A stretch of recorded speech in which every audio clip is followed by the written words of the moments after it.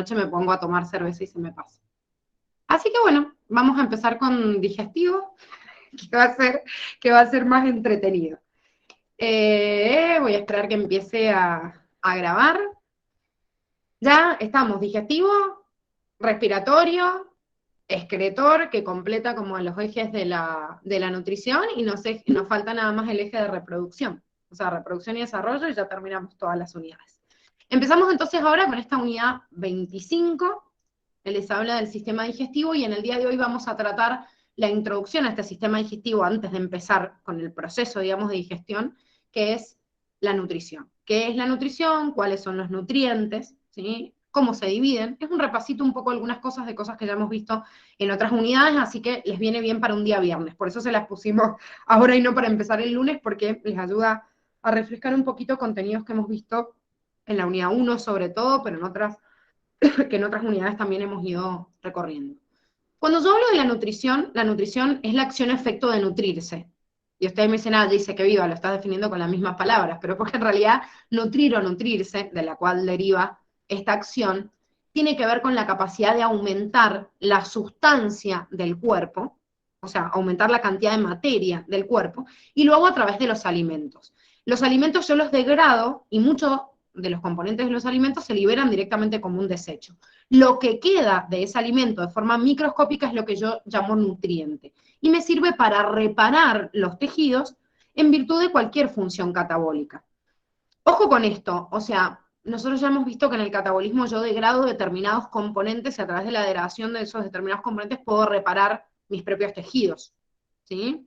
Entonces, yo degrado y gracias a la degradación de un glúcido, por ejemplo, obtengo ATP, o sea, obtengo energía. Bueno, en la reparación, digamos, de los tejidos, cuento esto, con todo lo que degrado para obtener energía y lo repongo, o si, por ejemplo, no sé, una proteína membranal ya no me sirve más, o un lisosoma no me sirve más y lo degrado, y se lo paso, obviamente, los alimentos a esas células para que puedan construir las moléculas que necesitan para reparar los tejidos que se dañaron. Eso es nutrición, ¿sí? El efecto de nutrir, que es aumentar la sustancia del cuerpo, la materia.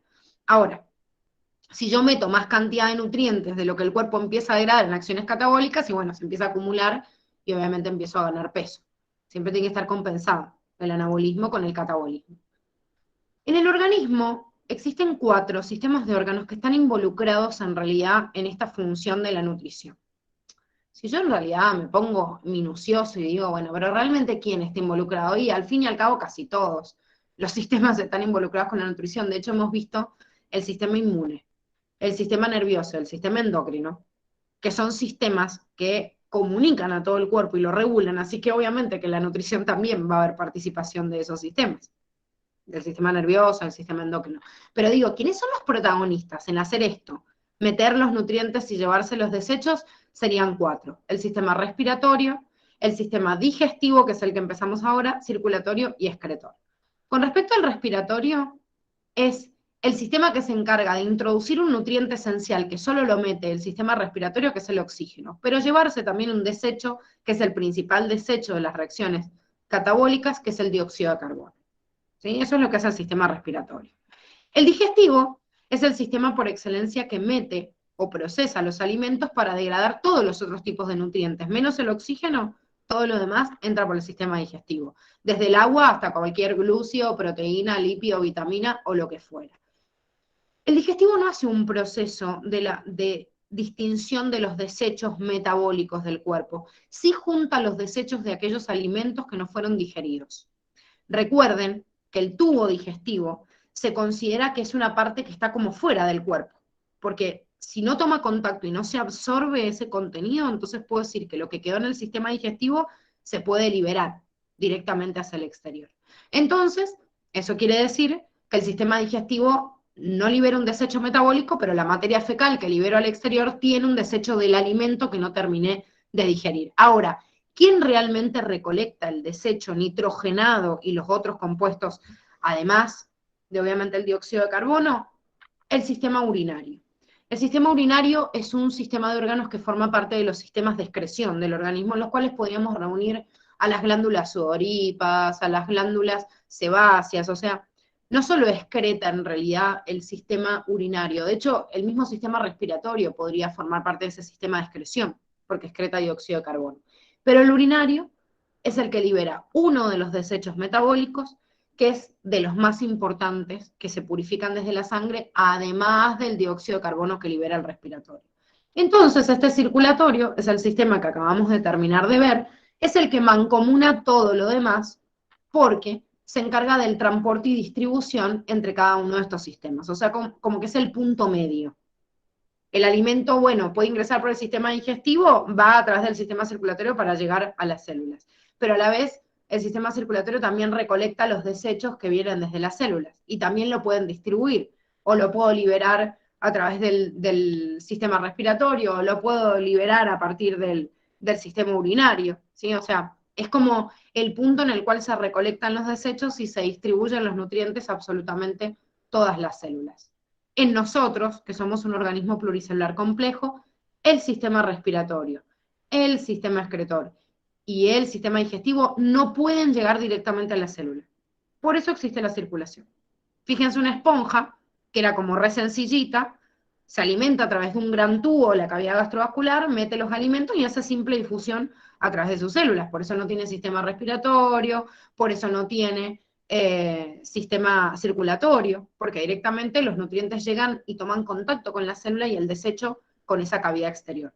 Cuando el animal va creciendo, creciendo, creciendo, va perfeccionalizando cada uno de esos sistemas, ubicándolos en un solo lugar, y el sistema circulatorio es el que sirve para comunicar con todas las células, ya sea liberando, obviamente, los desechos o distribuyendo sus nutrientes, el oxígeno y otros nutrientes. ¿Cuáles son estos nutrientes o componentes nutritivos de los alimentos? Excluyendo al agua, que ya sabemos su importancia, en la cantidad, esto depende cómo lo clasifique la bibliografía.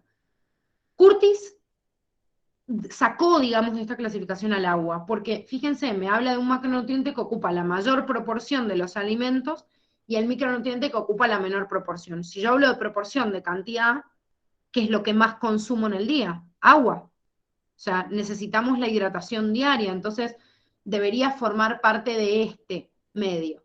Pero como el agua es lo que posibilita el equilibrio iónico, pero de alguna forma no me aporta un componente que podría ayudar a reparar un tejido o lo que sea, es como que algunos dicen, bueno, pero ¿es un nutriente o no? ¿O es simplemente una sustancia inorgánica? Entonces, volvemos para atrás.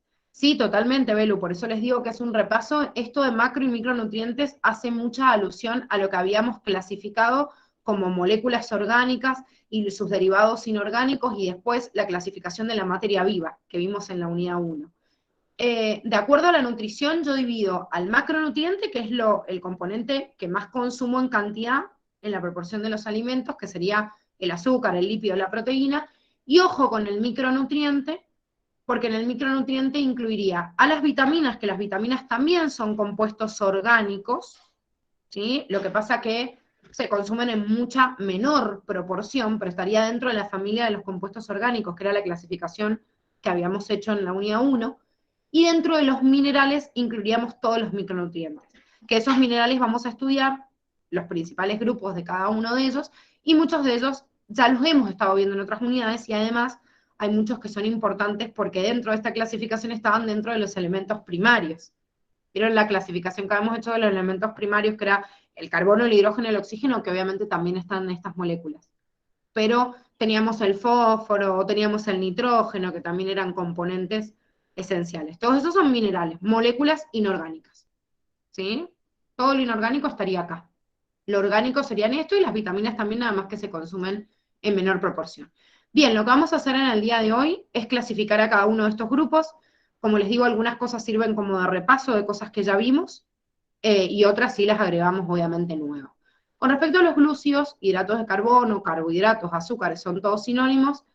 Acá tenemos un ejemplo de uno de los glúcidos más conocidos, que es el monosacárido de la glucosa, que lo venimos viendo, no solo en la unidad 1, lo vimos en la unidad 2, lo vimos en la unidad 4, o sea, el protagonista dentro de este grupo no es el único monosacárido que existe, como vamos a ver ahora, pero podemos visualizar acá su composición básica, ya que todos los glúcidos tienen carbono, hidrógeno y oxígeno. ¿Pueden tener algo más? Sí, de hecho vimos, ¿se acuerdan que vimos a la quitina? ¿Se acuerdan dónde había quitina? ¿En la pared de los hongos? Bien, en la pared de los hongos y en el exoesqueleto también de los artrópodos, ¿sí? Y ese, digamos, esa quitina era un polisacario, pero nitrogenado. Es raro, porque generalmente el glúcido no tiene nitrógeno, pero ahí sí. Sí, un recuerdo de química también, Belu, y encima, bueno, antes ustedes veían en química, para el ingreso, todo química biológica. Entonces veían todo esto de glúcidos, lípidos y proteínas, lo veían más profundamente desde química. Entonces les ayudaba bastante para primer año, porque en primer año, en la primera materia con la que arrancan, es, bueno, se llama de las moléculas a la célula, pero de las moléculas a las células vulgarmente sería bioquímica y biología celular. Y en bioquímica ven todo el metabolismo de todas estas sustancias, entonces estaba bueno esa introducción de química. Pero bueno, yo sé que cuando están rendiendo el examen de ingreso, cualquier tema que saquen y que no entre está mejor, pero se hacía una conjunción entre biología y química que estaba copada para poder entender digamos, el fin de todo esto. Pero bueno, lo van a ver el año que viene. ¿Cuál es la función de un glúcido? La función de un glúcido es ser la principal fuente de energía, y eso es real. O sea, la primera función que tiene un glúcido es echarle mano, degradarlo y poder obtener ATP. Sin embargo, no se olviden que los glúcidos también sirven para fabricar glucoproteínas y glucolípidos que tienen distintas funciones. Hemos visto glucoproteínas, por ejemplo, en la superficie de las células, que forman, bueno, los que forman parte del glucocálix, ya sea glucoproteína o glucolípido, que tienen una cadena de reconocimiento de las células y también de adhesión. La aglutinación de células en un tejido de una con otra tiene que ver con estos glúcidos. Hay moléculas que incluso pueden ser hasta mensajeros químicos y son glucoproteínas, como por ejemplo muchas hormonas eran glucoproteínas, no solo proteínas. No solo hormonas, sino los mismos anticuerpos también son glucoproteínas. Entonces, tienen una función energética, pero también tienen funciones estructurales o de mensajeros químicos acompañando a otras sustancias. Sin embargo, como son la principal fuente de energía y es lo primero que yo he hecho mano para degradarlo, es lo que más tengo que consumir en la dieta diaria. En mi dieta seca, sin contar el agua, del 55 al 60% de los alimentos que yo tengo que consumir tienen que ser azúcares. Esos azúcares están formados, como dijimos, por carbono, hidrógeno y por oxígeno, y son sustancias muy polares que se disuelven en agua siempre que sean chiquititos. El monosacario, que es un solo azúcar, o el disacario, que tiene 2 o hasta 10 oligosacarios, estos tres, son solubles en agua.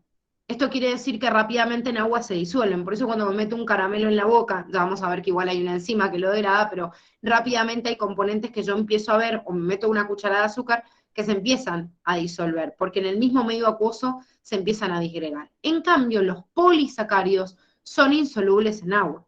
¿Qué quiere decir esto? Que un polisacario, que es cuando existen más de 10 monosacáridos, ¿sí? Incluso algunos lo clasifican por peso y dicen más grande todavía que de 10, es cuando los enlaces o las uniones que tienen entre ellos ya requieren de una enzima para degradarlo y no solo disuelto en agua se pueden disolver. Este es el motivo por el cual hay muchos polisacáridos que son estructurales.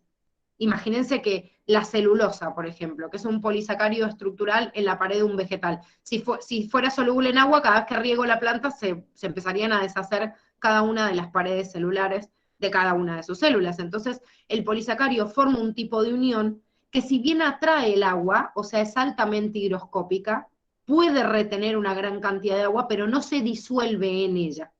Entonces, sirve ese polisacario para almacenar estructuralmente o para guardar determinado contenido, porque justamente no es soluble en agua, ¿sí? O sea, que pierde esa solubilidad cuando se hace más complejo.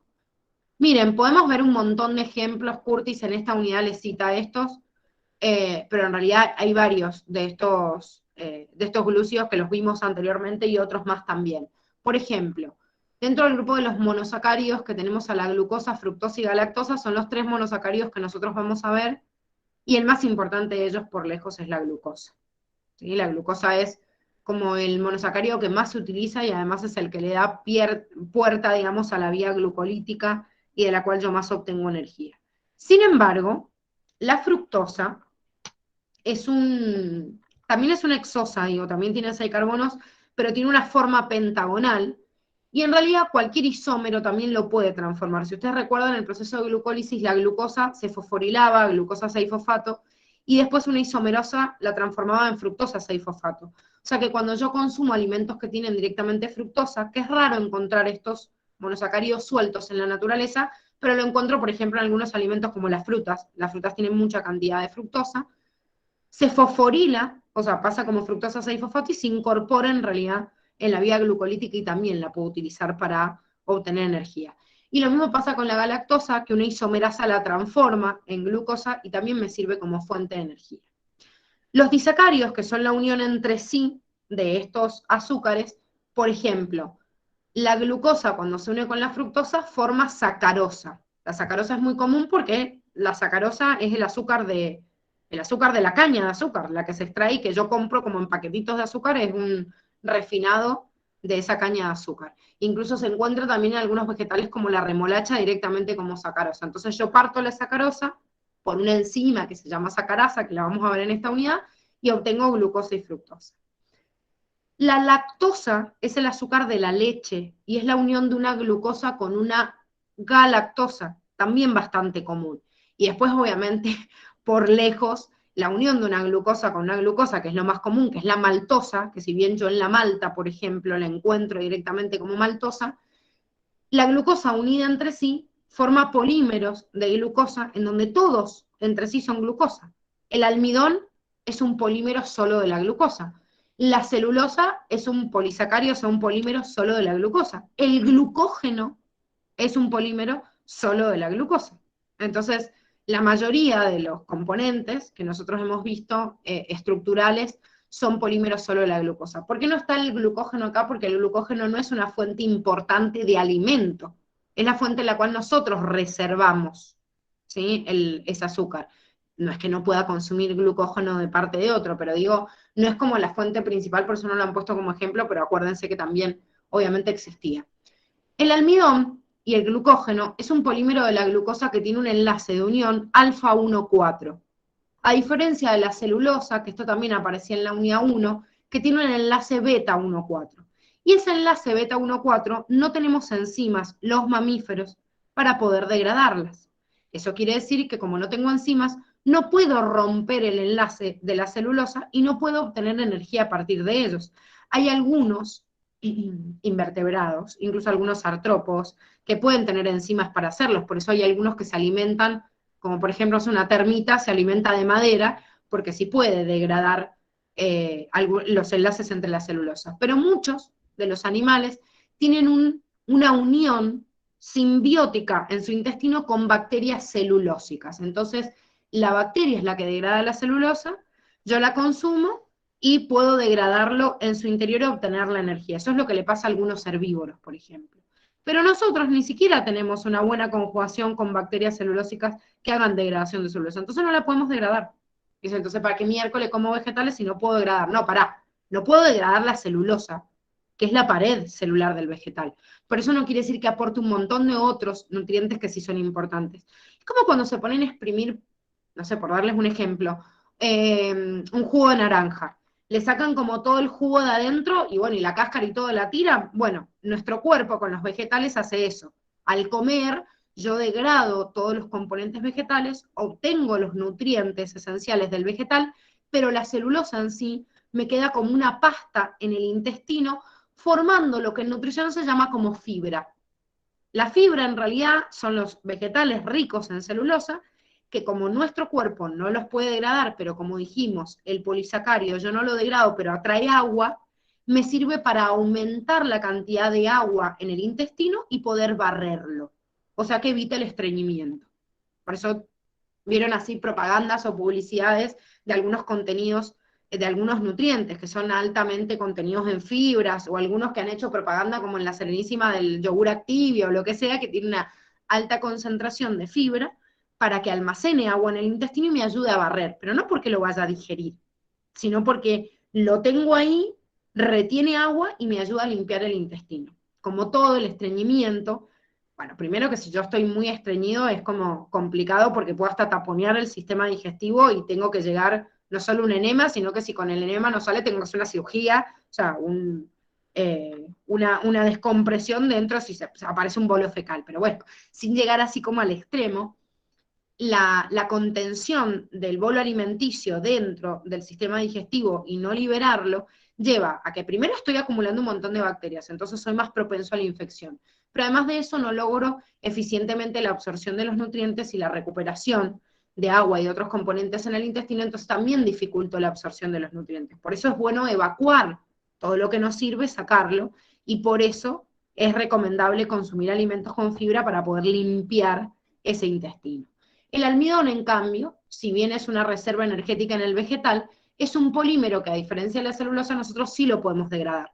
Entonces, al degradarlo, rompo y obtengo, o sea, lo voy rompiendo por enzimas que se llaman amilasas, que degradan el almidón, después disacaridasas que degradan los disacáridos hasta obtener glucosa y que la célula lo absorbe. O sea, el proceso, la absorción de todo esto lo vamos a ver en digestivo, en esta unidad, pero más adelante cuando veamos absorción de nutrientes. Pasemos a los lípidos. Los lípidos son un grupo de sustancias muy heterogéneas.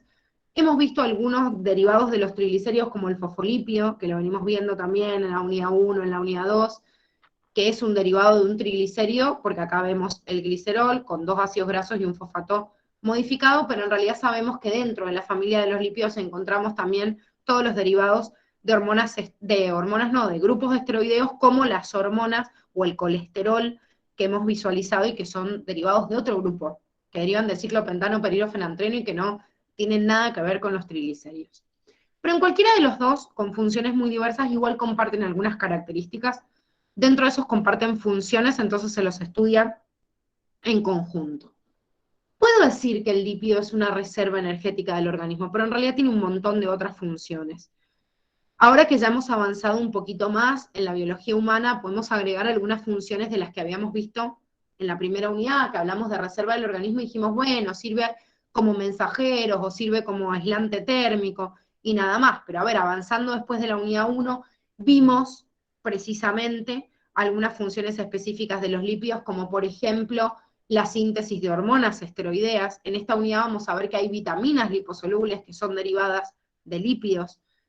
Hemos visto en regulación térmica el función como aislante térmico, ya sea para el frío como para el calor. O sea, un oso polar tiene almacenamiento de grasa para poder producirlo y tener una reserva energética, pero también para no perder calor de su cuerpo. Pero un camello, en lugares en donde hace mucho calor, también tiene grasa, porque es una buena reserva de agua, si yo la degrado, y además también me aísla del calor. Entonces, aislante térmico es para cualquiera de los dos lados, para el calor o para el frío. Relleno de órganos internos o amortiguación de impacto. Esto en tejidos también estudiamos al tejido adiposo, a la grasa parda, a la grasa blanca, y gracias a eso vimos que el tejido adiposo también servía para amortiguar golpes o para rellenar determinados órganos, como por ejemplo, no sé, las glándulas mamarias. Entonces, se deposita de acuerdo a la predisposición de las hormonas sexuales para rellenar un órgano o para amortiguar un impacto, como por ejemplo la grasa parda, que controla la temperatura y también amortigua los golpes de todos los órganos fundamentales en el organismo. Forma parte de las membranas, esto también lo vimos en la unidad 2, el colesterol, por ejemplo, es un componente esencial de las membranas y participa en la fluidez de la misma, y también vimos otras funciones como la participación en el impulso nervioso, gracias a que envuelven a las vainas de mielina y gracias a ello aceleran el impulso. Como vimos, la mielina misma es un tipo de lípido, ¿sí?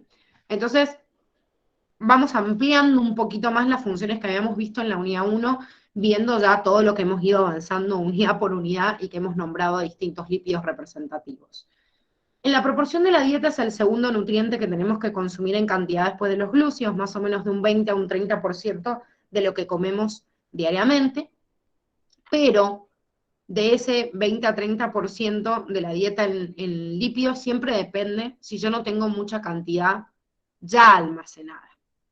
Como el lípido almacena energía, si yo como más de lo que consumo en el día, se tiende a transformar en grasa y a depositarse en los tejidos. El sobrepeso y la obesidad es un exceso de alimentación en compensación de la función catabólica. O sea, estoy metiendo un montón de combustibles, pero después no lo gasto. Entonces lo guardo.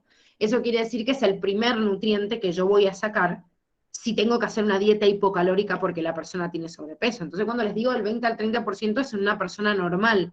Si yo no estoy normal, normal significa estar en el índice corporal normal. Si yo estoy arriba o por sobrepeso, lógicamente van a bajar la proporción de lípidos de la dieta. O es lo más idóneo, por lo menos, porque hay un montón de otras dietas donde suprimen, no sé, suprimen proteínas, suprimen glúceos, no es lo más recomendable, y son dietas que en realidad a largo plazo terminan desbalanceando el metabolismo del organismo. Lo más recomendable es bajar la cantidad de grasas, que es lo que yo reservo. Pero dentro de esta proporción también de lípidos en la dieta, tengo que entender que las grasas saturadas o animales son las más difíciles de degradar y no se tienen que consumir en tanta proporción, sino que cuando yo hablo de grasas en la dieta, también hablo de grasas vegetales, que son grasas insaturadas o poliinsaturadas, que tienen dobles o triples enlaces entre sí, y gracias a esto son más flexibles y por eso se encuentran en estado líquido y no en estado sólido.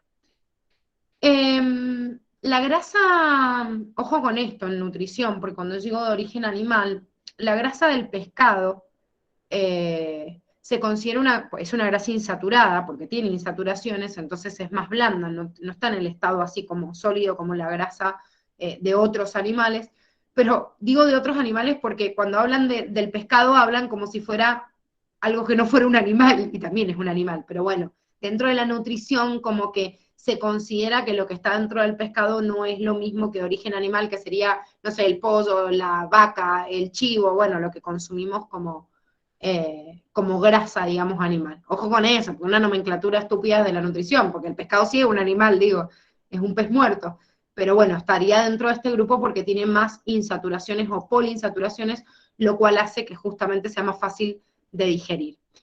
En su composición son igual que los glúceos, tienen carbono, hidrógeno y oxígeno, salvo algunas excepciones que tengan agregado algún otro compuesto, pero a diferencia de los glúceos son no polares e insolubles en agua, o sea, de última como un polisacario, y no atraen agua. O sea, la grasa no atrae agua, repele el agua, no es como un polisacario que no se disuelve en agua, pero sí la atrae como la fibra. La grasa repele el agua, la aleja, por eso como agua y aceite, o sea, que no se disuelven entre sí. Ahora, esa grasa, sí es verdad que si yo la degrado, obtengo más proporción de agua metabólica. Son dos cosas distintas, chicos, por favor no se confundan con esto. Por eso algunos animales de desierto extremo, que no pueden almacenar grasa en su cuerpo, porque el camello lo puede almacenar, pero una ratita o no sé, o algunos animales rastreros de desierto que no pueden almacenar mucha grasa corporal porque les dificulta el movimiento, consumen semillas que tengan una alta concentración de aceites, de grasa, porque si hay escasez de agua, consumen más grasa porque la grasa al degradarla obtiene más agua metabólica, pero no es que la grasa en sí yo la absorbo y puedo hidratarme, no. Tiene más reserva de agua cuando la degrado que 1 gramo de proteína o 1 gramo de glúcido. Pero no es que tiene agua consigo, sino agua metabólica. Son dos conceptos distintos. El agua metabólica viene del proceso metabólico que ustedes ya conocen, ¿sí? Que vimos en la unidad 4. Cuando yo hago oxidación celular de cualquier compuesto orgánico, obtengo, si lo oxido hasta el máximo, dióxido de carbono y agua. Ese agua metabólica es a la que nos referimos. Dentro de las familias de las grasas hay un montón de grasas. Cuando estén también el año que viene en la facu y estén en biología, en bioquímica, van a ver un montón de otras familias de grasas que nosotros no estamos viendo, como los terprenos, como los isoprenoides, como el grupo, de hecho, del que derivaban las prostaglandinas, que tienen ácido araquidónico y se unen con otros compuestos, o lo que forma el sérum de la oreja, bueno, un montón de otros tipos de grasas. Pero nosotros vemos las dos familias principales, que son triglicéridos y esteroides. Triglicéridos, entonces, volvemos a repetir, porque esto lo hemos visto un montón de veces, los 3 ácidos grasos con el glicerol. Si pierdo un ácido graso, puedo formar, por ejemplo, un fosfolípido. Y los esteroides son todas aquellas moléculas derivadas del ciclo pentano-peridofenantreno. O sea, el colesterol es un derivado de esta familia del esteroide. Entonces, podemos ver como ejemplos muy representativos de lo que hemos visto a lo largo de la unidad, de las unidades, el colesterol, que ya sabemos que es fundamental en las membranas plasmáticas de las células, pero ese colesterol es la base para poder sintetizar, por ejemplo, algunas hormonas esteroideas. ¿Se acuerdan cuáles eran las hormonas esteroideas en nosotros?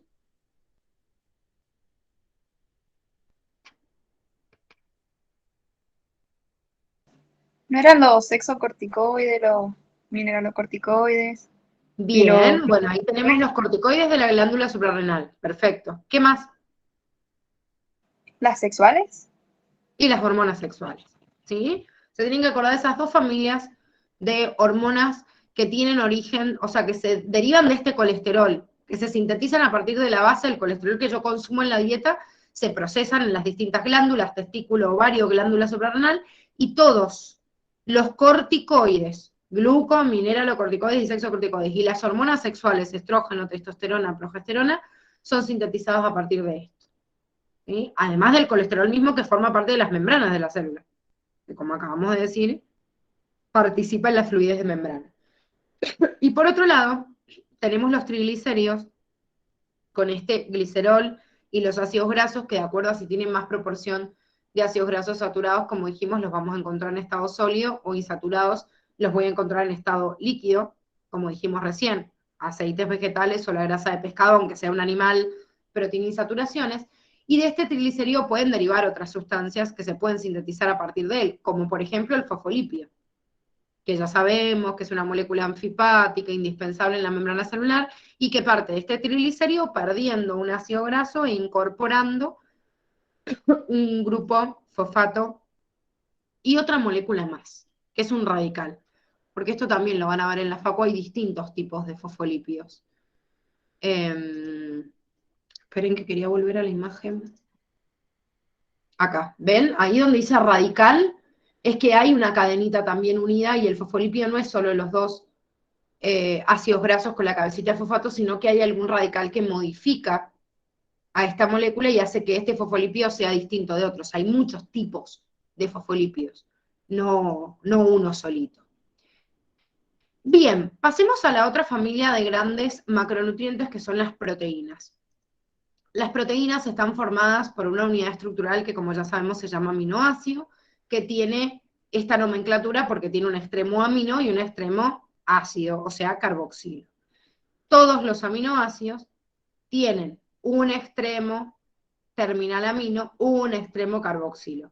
Acá me está mostrando, por ejemplo, un polipéptido, y cada uno de esos puntos que se ven acá como en amarillo, medio naranja, es la unión de un aminoácido con otro. O sea, los aminoácidos se unen entre sí, pero siempre se unen de la misma forma. El extremo amino se une con el carboxilo, y eso quiere decir entonces que en última instancia yo me voy a encontrar en toda la cadena polipeptídica un extremo carboxilo y un extremo amino.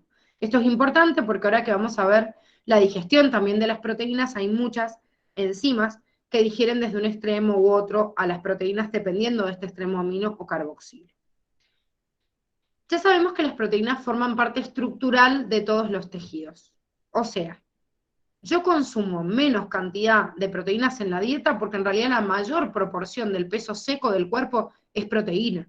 Entonces, como la mayor parte de mi cuerpo es estructural, y les digo seco sacando el agua, porque sabemos que gran parte de nuestro peso corporal es agua, saco el agua de lo que me queda en seco, la mayor proporción es proteína. Entonces, esa proteína, si cumple una función estructural y no es que se está degradando todo el tiempo como un glúcido, mientras que funcione, yo no la voy a sacar, no la voy a degradar y la voy a sacar al exterior. Entonces, no voy a necesitar de esa proteína reponerla tan rápidamente como un glúcido. Esas funciones metabólicas y reguladoras sí hacen que haya algunas proteínas que se tengan que reponer más rápidamente, pero no todas, y por eso forman del 10 al 25% de la dieta, acercándose más al 25% en organismos en los cuales tienen más reposición de tejidos. Por ejemplo, un joven, un adolescente, un niño que están en pleno crecimiento, lógicamente van a tener que reponer más cantidad de proteínas. Un adulto que ya estructuralmente no tiene más que la reparación de sus tejidos, pero no está en pleno crecimiento, va a tener que reponer menos cantidad de estas proteínas en la dieta. Salvo que, por ejemplo, es una persona, un deportista. El músculo básicamente es una colección adentro de proteínas. Y la persona que hace ejercicio está rompiendo la fibra muscular y estimulando a que crezca todo el tiempo. Entonces, si yo hago entrenamiento físico intenso, tengo que reforzar con una dieta que tenga mucha más cantidad de proteína que lo normal. O sea, es lógico, depende de las demandas, esto es un promedio general, pero va a depender lógicamente de la demanda corporal de cada uno. Existen 20 aminoácidos en la naturaleza, como ya sabemos. En la clasificación del cuadernillo 5, cuando vimos ácidos nucleicos, vimos que existían 2 más, que se habían clasificado en los procariotas, pero por lo menos en eucariotas y dentro del código genético vamos a contar estos 20. Hay 8 de esos aminoácidos que se los considera esenciales, que ahora los repasamos.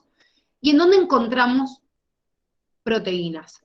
Encontramos proteínas tanto en los alimentos de origen animal como en los de origen vegetal. Lo que pasa que digamos, la carne animal, ya sea de pescado, de ave o derivados de productos de los animales como los huevos o los productos lácteos, tienen más cantidad de proteínas, son más grandes, más complejas y tienen más proporción de los aminoácidos esenciales. Entonces, en una dieta que acompaña el elemento, digamos, de la nutrición animal, es más fácil obtener estos 8 aminoácidos esenciales comiendo menos cantidad. Aminoácido esencial, como cualquier nutriente esencial, se lo llama porque yo no tengo la forma de sintetizarlo yo. Por ejemplo, no nombramos ninguno en glúcidos porque no hay glúcidos esenciales. Todos los glúcidos yo los puedo sintetizar. Tengo las enzimas para poder producir o transformar un compuesto en otro, en glucosa, en fructosa. Por eso existe el proceso de gluconeogénesis, o sea, formo glucosa a partir, no sé, de un aminoácido o a partir de un lípido. En cambio, hay aminoácidos que no se pueden formar por el cuerpo, que son estos esenciales, por eso le llamo esencial. Es más fácil obtener estos aminoácidos esenciales del alimento de origen animal.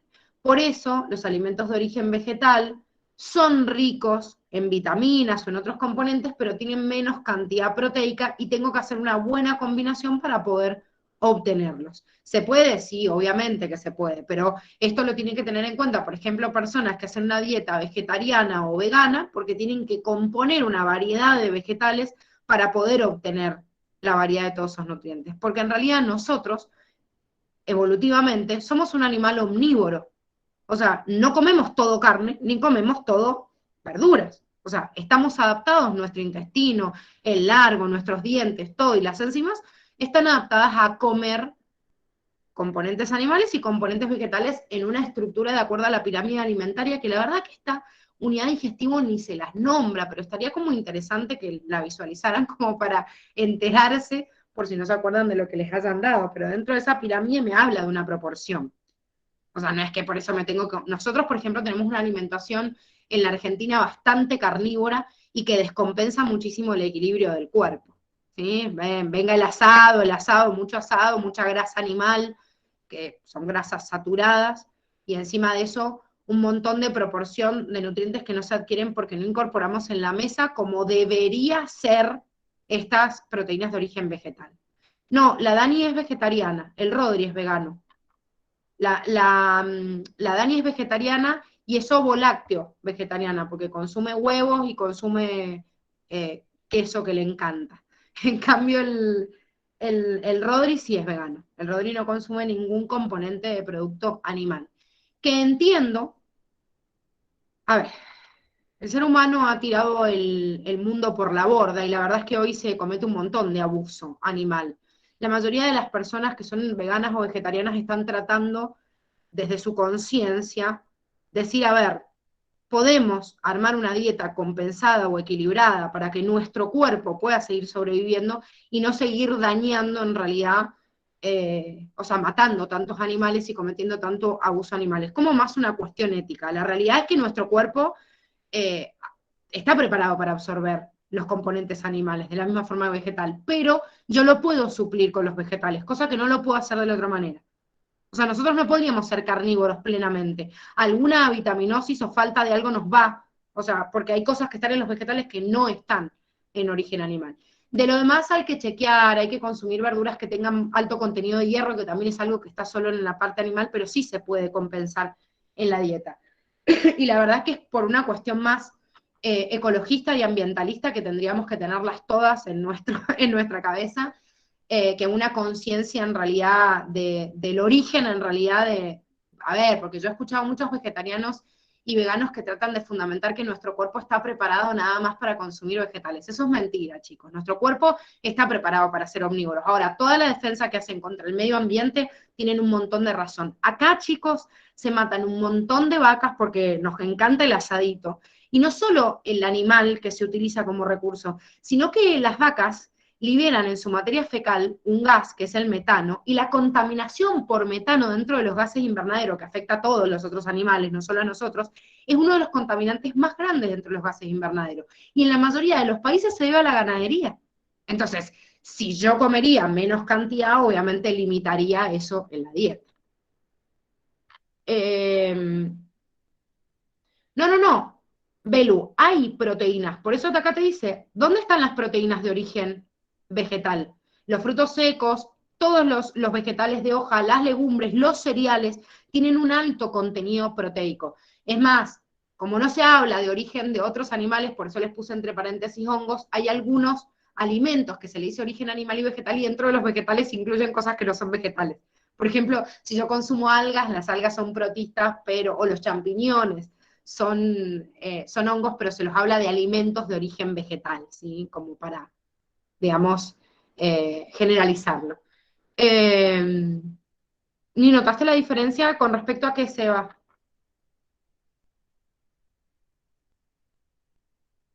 ¿Con respecto a comer o no comer carne? Bueno, la verdad que sí, es una cuestión de costumbre, como les digo. La verdad es que encima la carne debería consumirse en una dieta balanceada omnívora como la nuestra 2 veces a la semana. Ustedes fíjense que el ser humano está tan acostumbrado en algunas culturas, como la cultura de Occidente, a consumir carne, que es como que si no hay carne en un plato parece que no fuera comida. O sea, yo me acuerdo de mi vieja haber cocinado toda la vida, o tratar de variar un montón, o hacer en un mediodía, no sé, ensalada, y mi viejo decía, ¿y la comida dónde está? O sea, si no había carne, no era comida para él. Cosa que cuesta incorporarlo y es una cuestión cultural. Entonces, todo en su sana medida y en su equilibrio está bueno, ¿sí? Después, gracias a Dios, me mudé con mi marido, que viene de una familia en donde compiten por las ensaladas, entonces uno puede almorzar la mayoría de los días ensaladas de un montón de variedad, y no se te hace tan fundamental la carne. O sea, la comes, pero no que se convierta como en el plato principal. Entonces, la idea es variedad. Pero sí hay forma de compensar en la dieta del ser humano todo lo que tiene de más la carne, que lo más importante sería digamos, los aminoácidos esenciales y el hierro. ¿Sí? Hay veces que los vegetarianos el problema más grande que tienen es el hierro más que la falta de aminoácidos esenciales, porque comen muchos frutos secos, compensan un montón de proteínas los frutos secos, entonces hacen un mix o de avena, almendras, nuez en la mañana y chao, pero por ahí les falta hierro. Y más si tienen tendencia a la anemia, entonces por ahí lo consumen, digamos, complemento. Sí, Belu, yo sigo la naturaleza y soy omnívora. No me haría vegetariana ni en pedo. Pero bueno, qué sé yo, respeto muchísimo la visión de cada uno. Tengo una visión bastante cientificista y tengo problemas con mis argumentos mentales. Y estoy convencida de que nuestro intestino está preparado para consumir las dos cosas.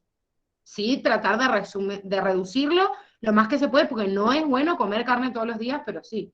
Yo como todo, menos el tomate, porque bueno, el tomate mi papá me hizo flashear un trauma psicológico. Si no, también lo comería. Pero es el único alimento que no consumo. Todo lo demás le entro a todo y hay que tratar de meterle en su sana medida y listo. O sea, de compensarlo, nada más.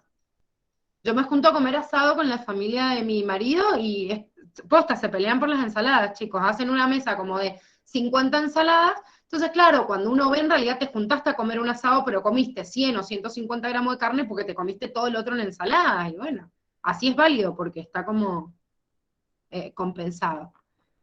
Eh, no, no, no, en realidad fue trauma de obligarme a comer, chicos, no, no de otra cosa. O sea, a mí siempre me dio asco el tomate. Me dio asco porque nací y no sé qué miércoles pasó con el tomate y me dio asco. Pero mi papá tenía esa cuestión de educación bastante patriarcal, sin darle lugar al debate absolutamente nada. Yo le decía, papá, el tomate no me gusta. Y me decía, te lo vas a comer, te vas a comer todo el tomate. Y me obligaba a comerlo, y me obligaba hasta el vómito, que me levanté un día en la mesa, ya no lo toleré, tragué tomate, y dije, posta, o sea, me da náuseas y no me cree, y le vomité todo el plato. Así que se quedó así, me dijo, bueno, no te voy a obligar más, y me viene esa sensación de todo el vómito que me sube por el cuerpo cada vez que lo huelo al tomate, un asco. Sí, sí, sí, sé que a la gente le encanta el tomate, desgraciadamente. Bueno, ya les conté, traté de superar el trauma cuando me agarró COVID a ver si perdía el gusto, pero no tuve esa suerte. Igual, igual cocido sí lo paso. Tuvieron que hay cosas que cambian los sabores. O sea, es muy distinto a algo, por ejemplo, la salsa. La salsa de tomate, si está procesado el tomate, se ve que la piel o la semilla es lo que me da como me induce el vómito. Pero si está bien procesado y cocido, condimentado, como que no le sentís el gusto al tomate. El problema es el tomate crudo de ensalada, así como. Pero bueno, lo otro. Ah, y le tengo medio alergia a la berenjena, pero si la cocino bien, ya si la paso medio como con un poquito fuerte, me empieza a arder toda la garganta y digo, voy a tener que salir corriendo porque me va a agarrar un bloqueo de la epilotis, falso perno. Pero es rica la berenjena, pero es fuerte. O sea, tiene como bastantes principios que generan el rechazo inmunológico. Es uno de los alergenos más conocidos. Así como muchos le tienen alergia al polen o alergia a muchas sustancias, hay sustancias que son muy comunes que uno le genere alergia. Eh, Odia las pastas. Mirá vos. Bueno, a mi mamá le pasa lo mismo con el pollo. También. Mi nono bien, como Tano bruto, la obligaba a comer pollo y pollo, también, hasta inducción del vómito, y encima, mi mamá cuando eran chiquititos, mis abuelos vinieron de Italia, tenían como criadero en la casa de animales. Entonces mi mamá tenía una mascota que era una gallina. O sea, es como en vez de tener un perro, tenía una gallina. Y mi nono, en realidad, era una gallina que la estaba criando y trató de dilatarla un montón de tiempo porque posta era la mascota de mi mamá hasta que un día se calentó y la mató. ¿Entendés? Entonces, encima que a mi mamá no le gustaba mucho el pollo, se encontró un día con una sopa y era de la mascota. Y bueno, después de eso, entre trauma psicológico y sentimental y todo, como que no probó el pollo nunca más. Hay algunos que se acuerdan de estos traumas y otros no, pero hay algunas cosas que por ahí psicológicamente nos bloquearon, ¿entendés? De que hay algo que te cayó mal. O por ahí, no sé, les pasa a la gente que se pone en pedo tomando algún trago, por ejemplo, te pusiste en pedo tomando, no sé, tequila, y si te queda el recuerdo mental de ese tequila que te descompuso tanto, no lo volvés a probar. O sea, depende de cómo nuestro sistema nervioso haga como un proceso mental de ello. No, bueno, Belo, acá por lo menos en esta sociedad supuestamente no comemos a los perros. Yo digo supuestamente porque uno después en los mataderos vaya a saber qué mierda hace.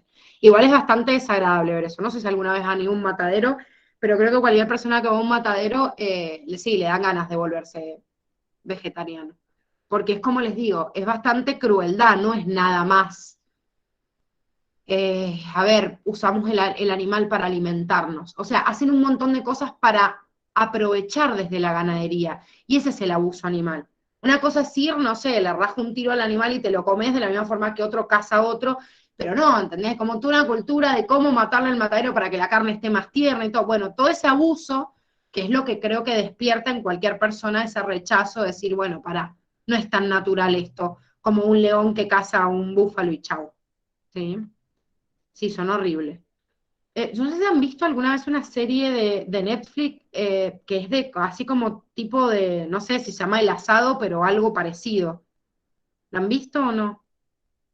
Por lo menos han paseado. Yo lo he visto, mi marido se caga de la risa, lo conduce uno de estos humoristas así como bastante conocidos, y es como toda la cultura del asado, que eso yo lo vi una vez viendo algunos capítulos, como toda esta cuestión de, aparte te muestran desde el matadero, en la carnicería y todo, cagándose de risa, así como la que usted digo, qué asco, o sea, porque qué asco toda la cultura que hay detrás para hacer un buen asado, que en realidad tiene que ver con un atropello, o sea, terrible, contra la naturaleza.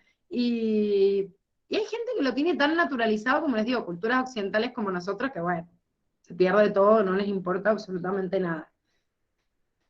Así que no sé, mira, mi admiración para los que han logrado administrar su alimentación y cumplirla, o sea, y solo lograr con vegetales saciarse, pero bueno, a mí, por ejemplo, me cuesta un montón, Me jode un montón el abuso animal que se hace, pero a la vez estoy convencida de que debería haber otra forma para consumirlos, pero es natural.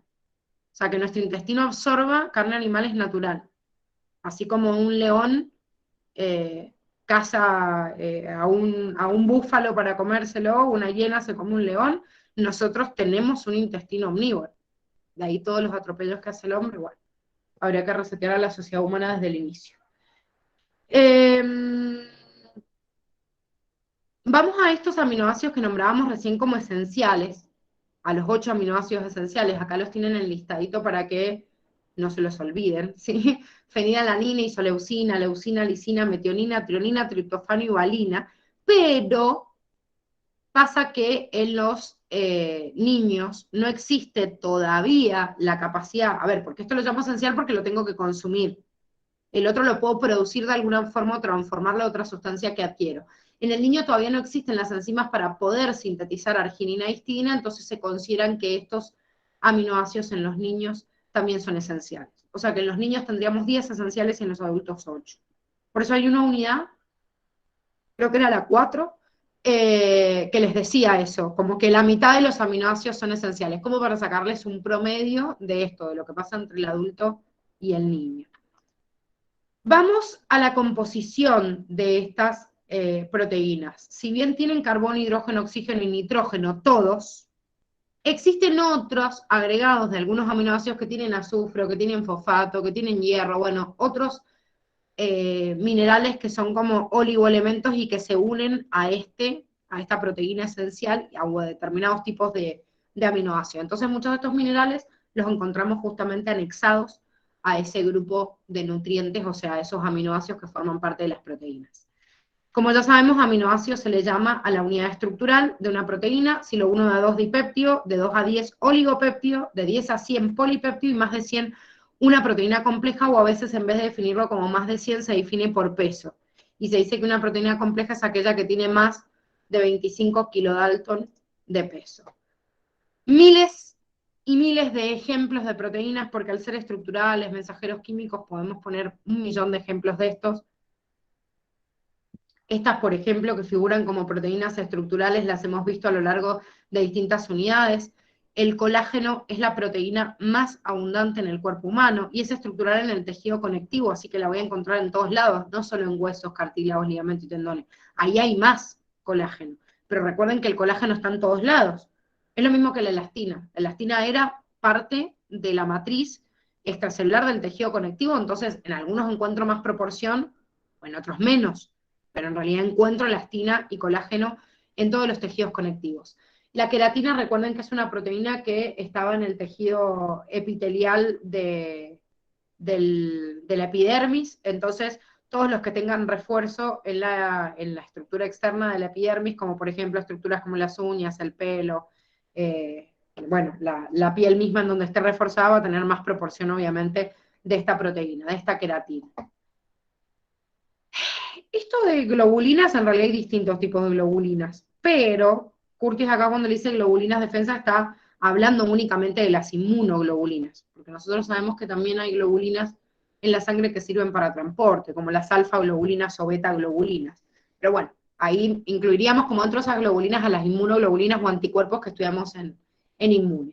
También sabemos que todas las enzimas o catalizadores biológicos son proteínas, así que ahí tenemos un montón en el cuerpo que funcionan como enzimas.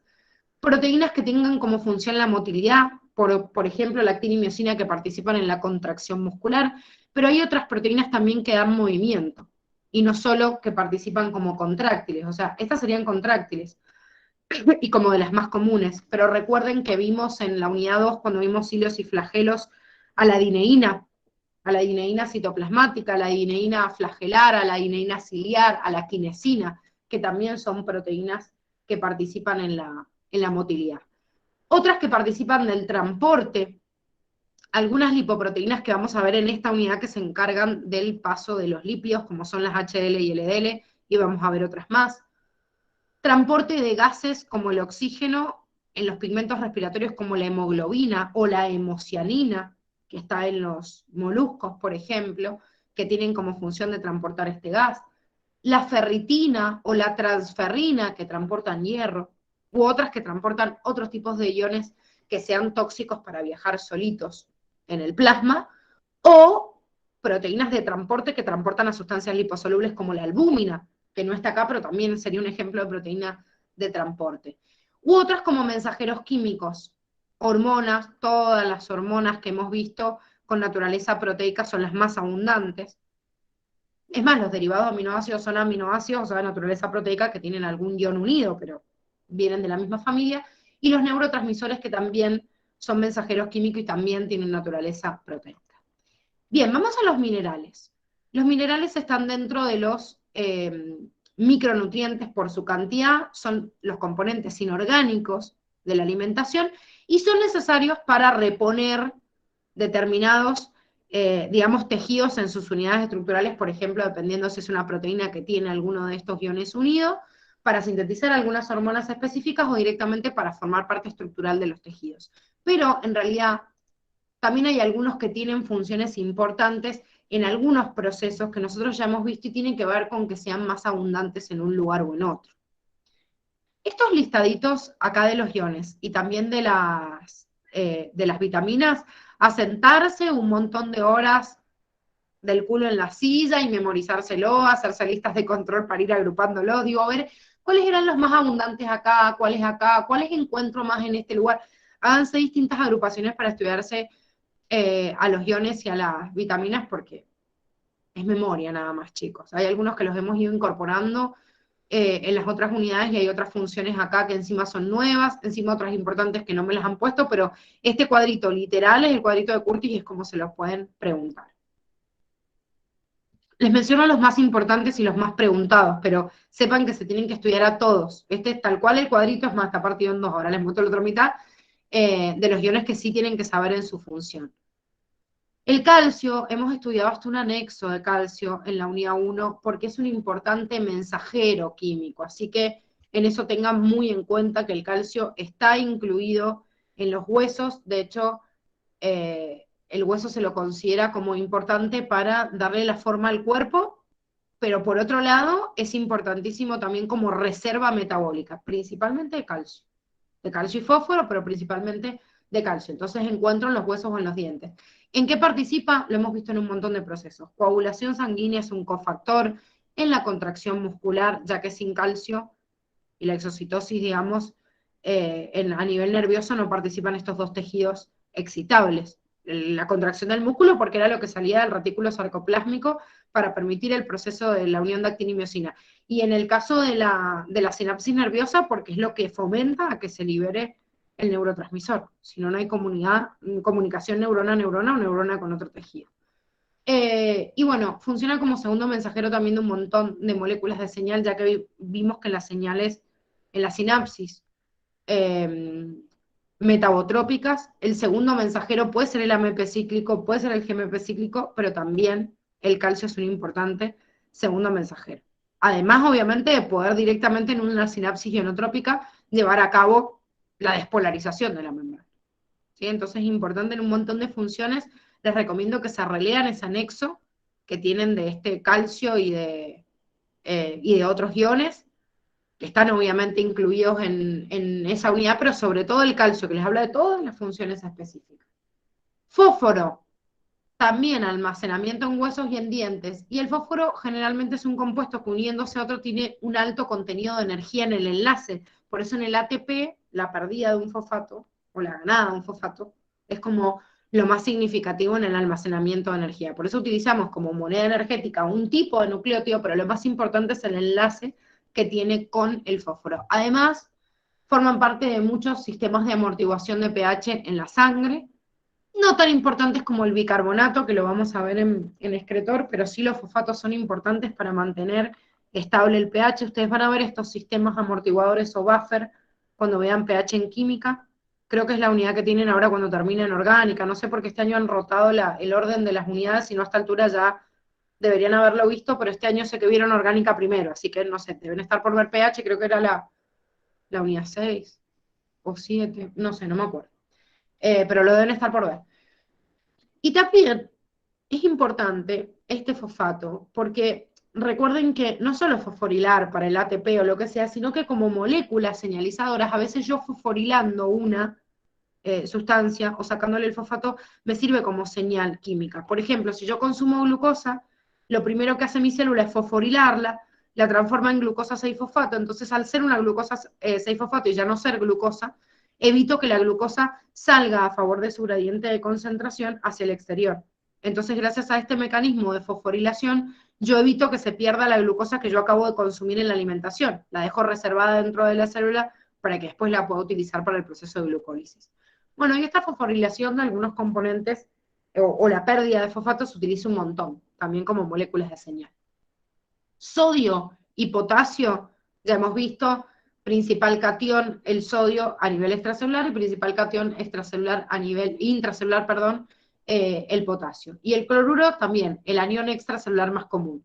Todos estos van a participar en la regulación de la osmolaridad y del pH sanguíneo, incluso algunos forman sistemas buffer, como por ejemplo el cloro, y las funciones de regulación osmótica ya las hemos visto algunas y además hemos visto funciones anexadas como por ejemplo el pasaje del impulso nervioso, o sea, qué tan importante es la bomba justamente de sodio y potasio.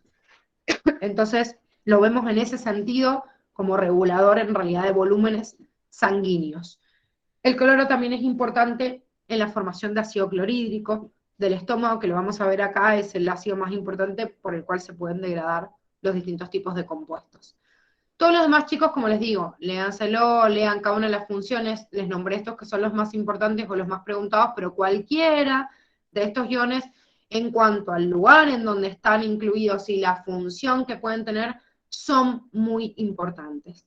Algunos están marcados en otra unidad, como por ejemplo el hierro, ya que el hierro sirve para el transporte de oxígeno dentro de la hemoglobina, entonces como que tiene otra función importante, al igual que el yodo, que también lo nombramos en la formación de las hormonas tiroideas, digo en otra unidad, pero en realidad son importantes de ambos lados.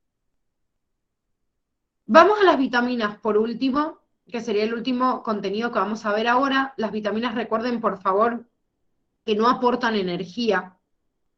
Que no aportan energía quiere decir que eso que dicen, te faltan vitaminas, o sea, me falta energía, me faltan vitaminas. No, chicos, la vitamina yo no la puedo degradar y obtener energía, pero es importante como cofactores de algunas reacciones.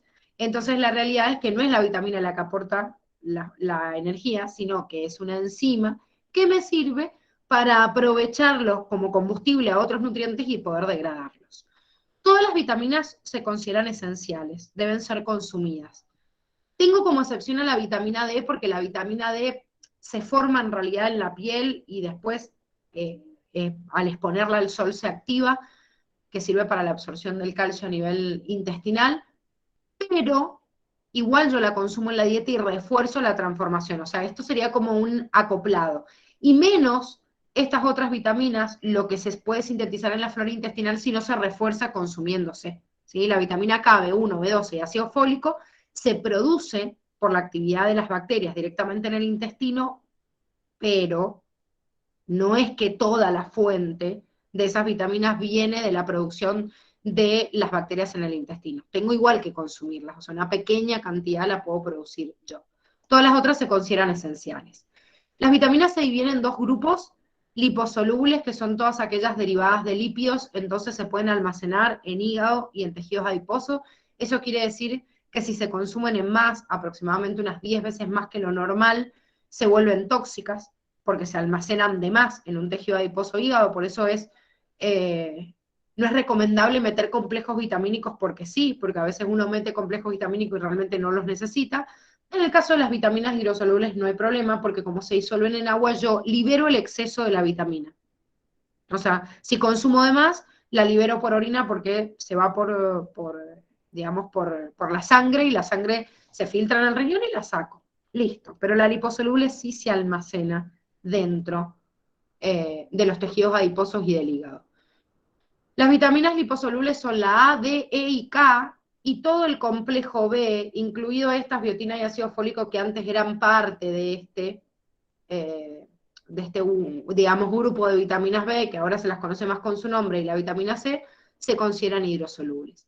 De estas también tienen un cuadrito muy bonito en Curtis, que está transcrito obviamente en el cuadernillo, que tienen que saberse todo. Les recomiendo que para la fuente principal se vayan haciendo así como grafiquitos, porque hay algunos que están como muy comunes en todos, o sea, tipo los granos, la levadura de cerveza, el hígado, son como fuentes muy importantes de un montón de vitaminas, entonces son como en común. Muchos vegetales verdes tienen mucha más concentración de un grupo vitamínico u otro. Los cítricos, por ejemplo, están bien concentrados con vitamina C. Les estaba mostrando les doy una vuelta general y después vemos las más comunes. La vitamina E, que está como bastante concentrada en granos o en semillas, pero también está en otros, entonces puedo hacer como un grupito, decir, bueno, este alimento que tiene más, y después dividirlos por las funciones, y después si son lipos, si son hidrosolubles. La vitamina D también muy contenida dentro de los lácteos, junto con otras vitaminas del grupo B1, o sea, del grupo B, perdón, ya sea como la B2, la B3, la B6. Entonces, primero las fuentes es como que tienen que hacer un esquemita para aprenderse en general, porque si se quieren estudiar de cada uno de estos es como un embole. Sí es importante que vean la función de esa vitamina y qué es lo que pasa si hay un síntoma de deficiencia. Por ejemplo, la vitamina A o retinol es el que forma el retinal, que es el pigmento visual, deriva del beta-caroteno. Entonces, es principal en la formación de pigmentos visuales, pero también mantiene la estructura epitelial normal. Por eso vienen un montón de vitaminas, de cremas con vitamina A, porque ayuda a remover la piel, a formar las proteínas de resistencia de la piel, como el colágeno 3, el colágeno 4. Entonces, refuerza los pigmentos visuales y también a nivel de la piel. Por eso, si hay falta de vitamina A, ¿qué voy a tener? Y un retardo en el crecimiento por los huesos y piel resquebrajada que tiene que ver con las funciones. Y obviamente ceguera nocturna que tiene que ver con la falta de formación de los pigmentos visuales. Vitamina B1, vitamina B6 y B12 son bastante importantes en el proceso de transmisión neurológico. Entonces, fíjense, por ejemplo, la falta de vitamina B1 me produce beriberi, que es un trastorno justamente neurológico con inflamación de los neuros o neuritis. Vitamina B6 también genera trastornos nerviosos o convulsiones, y la vitamina B12, si bien su principal función está en la formación o maduración de glóbulos rojos, también participa. Me han puesto acá como el más representativo. Falta vitamina B12, tengo anemia perniciosa, porque ayuda en la formación de glóbulos rojos, pero también participa en esta conexión neurológica. Por eso, no sé si han visto los complejos vitamínicos, eso tipo el Memorex o el fosfobita. ¿Los han visto? Que dice que les ayuda a reforzar la memoria y todo eso, es porque tiene un complejo de fosfolípidos, vitamina B1, B6, B12, que en realidad fomenta a esto, a aumentar justamente estas sinapsis neuronales, que si hay carencia de vitaminas lo voy a sentir, pero si no, no. Y después el cuerpo se acostumbra, por eso por ahí cuando toman el Memorex o el fosfobita, está bueno tomarlo cuando están, qué sé yo, a 2 semanas antes de rendir, que por ahí sienten como un boom o un pico de energía, digamos, al aprovechar más este rendimiento, pero después el cuerpo se acostumbra, porque en realidad lo sacamos de los nutrientes básicos. Bien, ¿qué vieron? ¿La función del ácido fólico, Belu? ¿O la estructura química?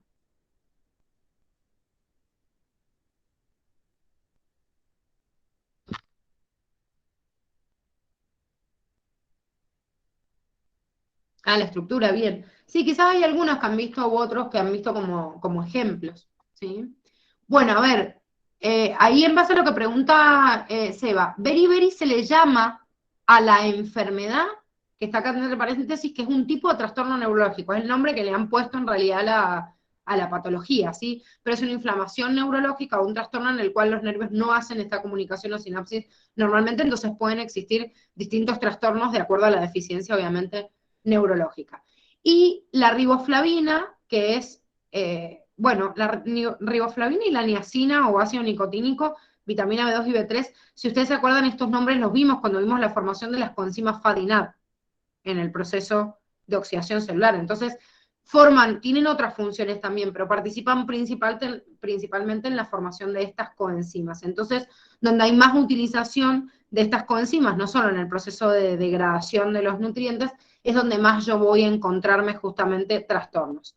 En el caso de la riboflavina, más allá del trastorno de la coenzima FAD en el proceso de degradación, hay participación de esta enzima en otros procesos, por ejemplo, también a nivel de la piel, y por eso hay fisuras en la piel o dermatitis, y esto quiere decir fotofobia, es fobia a la luz, ¿sí? Deben haber visto personas que tienen fotofobia, que por ahí tienen que ponerse protección en los lentes, porque también ayuda estas coenzimas que participan o que derivan de la riboflavina, también en la formación de pigmentos visuales. No en tanta concentración, digo, como la vitamina A, que directamente produce ceguera, no fotofobia, porque es el principal pigmento, el retinal, pero participa también en la formación de pigmentos visuales. Vitamina B3 o la formadora de NAD, como dijimos, también produce trastornos o lesiones en la piel, trastornos a nivel digestivo también, y una patología que se le ha puesto el nombre de pelagra, ¿sí? De los cuales los síntomas más comunes son la fatiga, dermatitis, inflamación de la dermis, diarrea, que tiene que ver con esto, con trastornos a nivel de la piel y digestivo por la falta de esta vitamina. B5 o ácido pantoténico, su principal función es formar la coenzima A, que también hemos visto en el proceso de oxidación celular, y el principal síntoma de la deficiencia tiene que ver con trastornos a nivel motriz, o sea, a nivel muscular, a nivel cardiovascular y a nivel digestivo, ¿sí? Hay muchas de estas vitaminas que participan como coenzimas de un montón de procesos, entonces, en formación de células nuevas. Como que estudiar esto, por eso les digo, es bastante abstracto. Si ustedes quieren estudiar el trasfondo de cada una de estas vitaminas, podemos estudiar un capítulo entero de cómo ver cuáles son todas las funciones de esta vitamina para entender el trastorno, pero no tiene sentido que lo hagamos acá, chicos, lo van a hacer en algún momento en la facu. Acá, desgraciadamente, es como un listado de cotejo que lo van a tener que estudiar medio como de memoria, entendiendo qué significa cada una de las palabras, porque es sumamente complejo la cantidad de procesos en los cuales trabaja cada una de estas enzimas como o sea, estas vitaminas como coenzimas. También B6 participa en un montón de formación de coenzimas, en metabolismo de un montón de proteínas y de grasas o de lípidos también, por eso afecta también la piel y, como les dije, también tiene participación en las sinapsis nerviosas, por eso hay trastornos nerviosos o inflamación de la dermis, por eso dermatitis en la piel, si falta esta vitamina B6. B12 también trabaja neurológicamente, pero su principal función es participar en la maduración de los glóbulos rojos junto con el ácido fólico. Entonces, la falta de B12 o de ácido fólico produce anemia. En el caso de la B12, como participa en la formación, digamos, de la hemoglobina que almacena al hierro, le da como ya una formación anómala al glóbulo rojo, o sea, no tiene la formación redondeada normal, que a esta anemia se la llama anemia perniciosa. En cambio, la falta de ácido fólico produce menos cantidad de la maduración de los glóbulos rojos, entonces me los manda a circulación como reticulocitos inmaduros, que se ven como más rosaditos, pero no tienen esta forma, o sea, no están deformados como por falta de vitamina B12. El hierro, que es un mineral, pero que es básico también para la formación de los glóbulos rojos, si hay falta de hierro también saco como glóbulos rojos claritos a circulación porque les falta ese hierro, y se desarrolla un tipo de anemia que se llama anemia ferropénica, que es por falta de hierro. En este caso sería anemia perniciosa por falta de vitamina B12. Son los dos tipos de anemias más comunes y que se solucionan con la dieta. A este le meto un complemento de cianocobalamina y a la anemia ferropénica de hierro, para poder compensar y que se sinteticen normalmente. Si bien no lo dice acá, el ácido fólico es también muy importante como nutriente para colaborar en el cierre del tubo neural de los bebés cuando la mamá está embarazada, pero en los primeros meses. Por eso cuando una mujer se queda embarazada le dan ácido fólico. La verdad es que lo importante es tomarlo antes, no durante el embarazo. Pero bueno, si las mujeres tendrían todas su planificación de la maternidad tan estipulada, diría, bueno, 3 meses antes de quedarme embarazada voy a empezar a tomar el ácido fólico.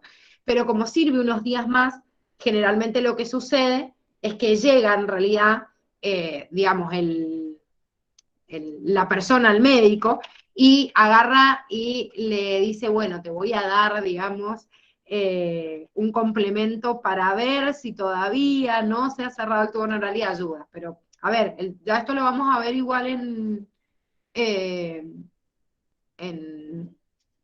en la unidad 29, en desarrollo embrionario, vamos a ver las etapas y ahí vamos a terminar de entender cómo en realidad ayuda a este cierre del tubo neural y si falta ácido fólico acá, o sea, tengo un problema neurológico en ese caso, ¿sí? Ahí Belu me dice que es la anemia falciforme. ¿Se acuerdan que vieron la anemia falciforme? ¿Qué era?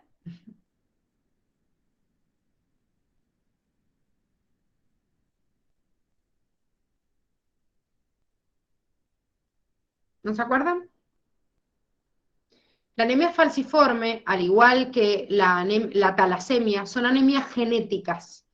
Una anemia genética es una anemia que viene condicionada, digamos, desde los genes, y el glóbulo rojo no forma las cadenas de globina correctamente. Entonces, al no formar las cadenas de globina correctamente, tiene una deficiencia de siempre. ¿Sí? Entonces, la falciforme, la talasemia son anemias que no se curan nunca porque viene desde los genes, en la formación. En cambio, en este caso, la anemia por falta de vitamina B12, por falta de ácido fólico, por falta de hierro, no hay un trastorno genético en formar el glóbulo rojo, lo formo normalmente y ya reponiendo con la dieta puedo tener una persona normal. Son como anemias transitorias o pasajeras. No es lo mismo que las anemias genéticas. ¿Sí? En la unidad de los frijoles. Ah, sí. Estás hablando de los benditos protagonistas de Mendel. Sí, sí, en la unidad de genética lo vimos. Creo que tienen esa, la falciforme y la talasemia, porque hay otras anemias genéticas, pero creo que a ustedes les preguntaban esos dos como, digamos, como ejemplo.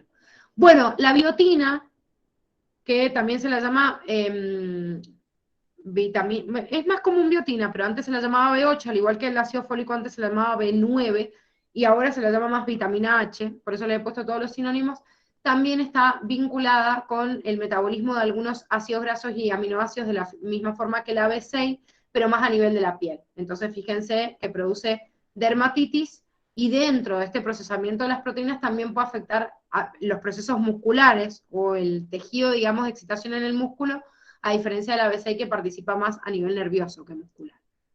Después, vitamina C. La vitamina C produce una patología que se llama acá me confundí, lo iba a cambiar y me olvidé.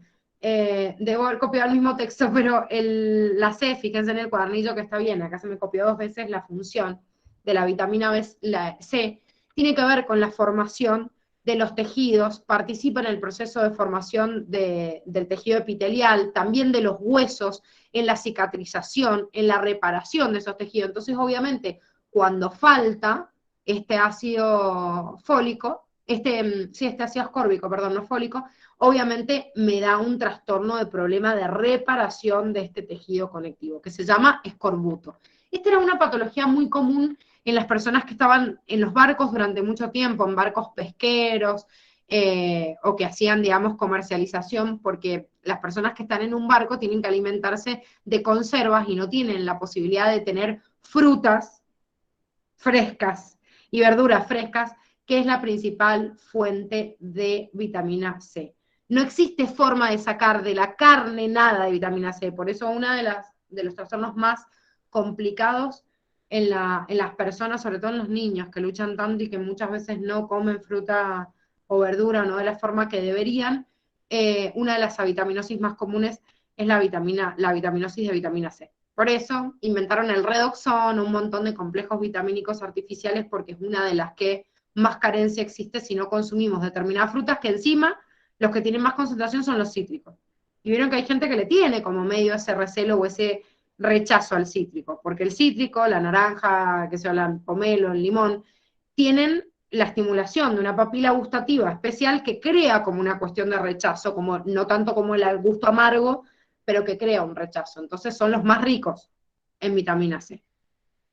La vitamina D es una vitamina liposoluble, al igual que la A, la I, la K, como dijimos, que es muy importante en la absorción del calcio a nivel intestinal. Entonces, si yo no tengo vitamina D, no puedo absorber el calcio normalmente ni mantener la calcemia. Entonces, no se genera calcio de forma normal, esto lo vimos en la regulación también del aparato hormona, y por eso la patología que se va a dar si me falta vitamina D es el raquitismo, que es la formación defectuosa de los huesos, deformidad de los huesos, osteoporosis, o sea, obviamente. Ay, sí, las gomitas están re buenas. Las Vícebas, yo se las encajaba a mi hijo cuando era más chiquitito porque, bueno, igual hasta el día de hoy come como el culo, no ingiere las frutas y las verduras que debería, así que sí, eso de las gomitas que se inventaron son buenísimas. Igual hay que esconderlas porque creo que son 2 gomitas por día y generalmente para los niños las gomitas son golosinas, son como las aspirinetas. Si uno las deja va a tener una hipervitaminosis de algunas que sean tóxicas de la misma manera que, comiendo aspirineta que se puede intoxicar. Digo porque hay gomitas que vienen solo de vitamina C, pero hay otras que tienen un complejo vitamínico. Las mejores son las que tienen B y C, que de última si comen de más no pasa nada porque el cuerpo lo elimina. Igual que el redoxón, tiene 2 gramos de vitamina C y nosotros, si no pudiéramos obtener de ningún otro lado más, podríamos absorber como máximo 1 gramo, o sea, nadie podría absorber 2. O sea, el redoxón de 2 gramos está para que perdamos plata. O los ratas como nosotros la parten en 2 para repartirla, porque en realidad no podemos absorber más de 1 gramo. Vitamina E es muy importante como antioxidante. Entonces me mantiene la capacidad de liberar desechos de parte de la célula, sobre todo a nivel hepático, que el hígado participa muchísimo en la desintoxicación del organismo, pero además de eso, es un cofactor en muchas reacciones y protege principalmente la resistencia de los glóbulos rojos a la hemólisis, o sea, en el proceso de circulación de los glóbulos rojos en sangre, hay el sistema macrofágico tisular y el vaso sacan los glóbulos rojos que no están, digamos, funcionando bien. Pero la fragilidad del glóbulo rojo hace que se produce una hemólisis mucho más grande. Y esta estabilización en la membrana del glóbulo rojo lo lleva a cabo la vitamina E. Por eso si falta vitamina E hay fragilidad, ¿sí?, de los glóbulos rojos y aumento de esa ruptura. Además, obviamente, de influenciar en el catabolismo de algunos ácidos grasos porque también participa en la degradación de los mismos en la cadena de transporte de electrones. Y la vitamina K es muy importante en la síntesis de factores de la coagulación. ¿Qué factores de la coagulación?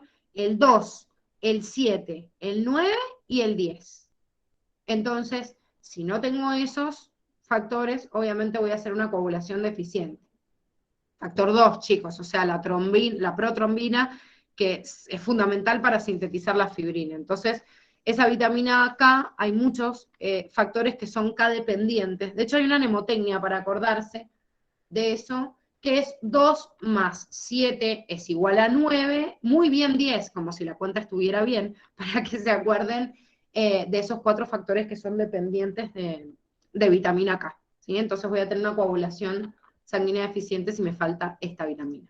Bueno, perdón por el exceso de tiempo, pero era para que les quedara el video completo porque ya empezamos con otro tema el lunes, pero tiene que quedarles esta, digamos, introducción de toda la parte de nutrición vista. Y, como habrán visto, hay muchas cosas que se repasan de las unidades anteriores. Como ya estamos en la etapa final, les recomiendo que hagan un trabajito de ir recapitulando información por unidad.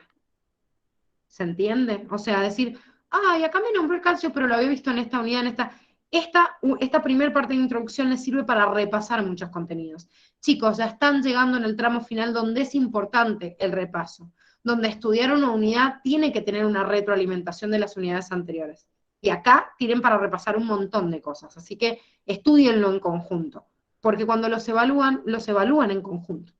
No está como colgado de la nada. Bueno, ¿alguna duda, pregunta?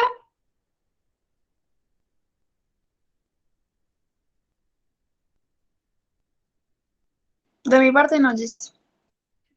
Bueno, entonces los dejo para que puedan